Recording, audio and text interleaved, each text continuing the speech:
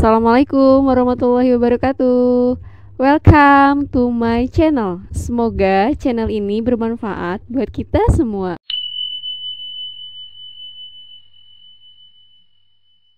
Kriteria orang yang masuk surga tanpa hisab. Kemudian bangkitlah beliau Rasul dan segera memasuki rumahnya.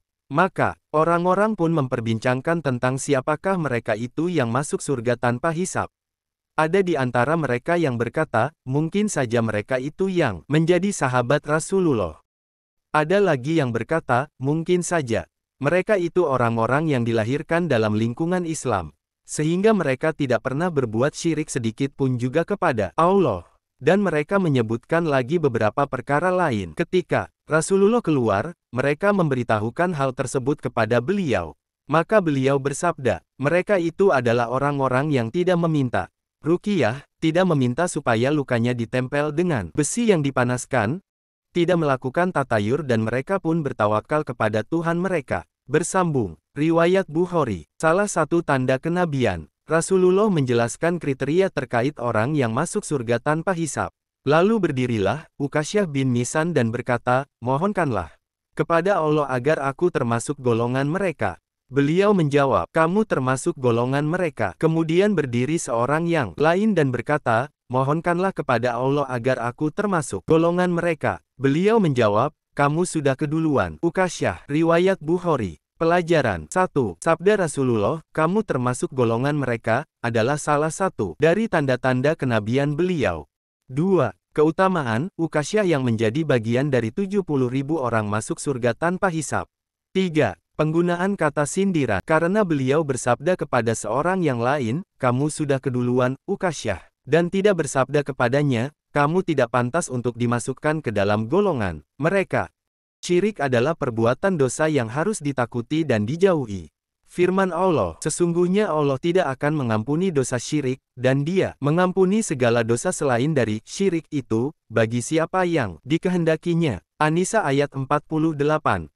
Diriwayatkan dari Ibnu Mas'ud bahwa Rasulullah bersabda, barang siapa mati dalam keadaan menyembah sesembahan selain Allah, masuklah ia ke dalam neraka. Hadis riwayat Bukhari. Muslim meriwayatkan dari Jabir bahwa Rasulullah bersabda, barang siapa menemui Allah mati, dalam keadaan tidak berbuat syirik kepadanya sedikit pun, pasti masuk surga. Tetapi barang siapa menemunya mati, dalam keadaan berbuat sesuatu syirik kepadanya, pasti masuk neraka. Pelajaran 1.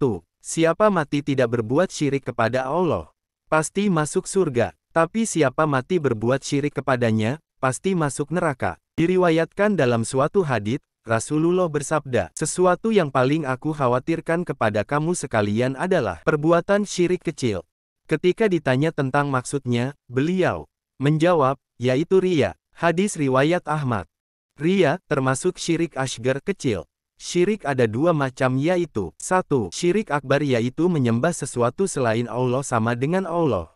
2. Syirik asghar yaitu perbuatan yang disebutkan dalam Al-Quran dan hadits sebagai suatu syirik asghar. Adapun perbedaannya adalah, A. Syirik akbar menghapus seluruh amal, sedangkan syirik asghar hanya menghapus amal yang disertainya saja. B. Syirik akbar mengakibatkan pelakunya kekal di dalam neraka, sedangkan syirik asghar tidak sampai demikian. C. Syirik akbar menjadikan pelakunya keluar dari Islam, sedangkan syirik asghar tidak. B. Menyebabkan keluar dari Islam. Ibnu Abbas menuturkan bahwa Rasulullah tatkala mengutus Muaz ke Yaman, bersabdalah beliau kepadanya, sungguh, kamu akan mendatangi kaum ahli kitab, maka hendaklah pertama kali dakwah yang kamu sampaikan kepada mereka adalah syahadat, la ilaha illallah. Jika mereka telah mematuhi apa yang kamu dakwahkan itu, sampaikanlah kepada mereka bahwa Allah mewajibkan kepada mereka salat 5 waktu sehari semalam. Jika mereka telah mematuhi apa yang kamu sampaikan itu, maka sampaikanlah bahwa Allah mewajibkan zakat yang diambil dari orang kaya di antara mereka untuk diberikan kepada orang fakir. Dan jika mereka telah mematuhi apa yang kamu sampaikan itu, maka jauhkanlah dirimu dari harta mereka, dan jagalah dirimu dari doa orang teraniaya, karena sesungguhnya tiada suatu tabir penghalang pun antara doanya dan Allah. Riwayat Bukhari.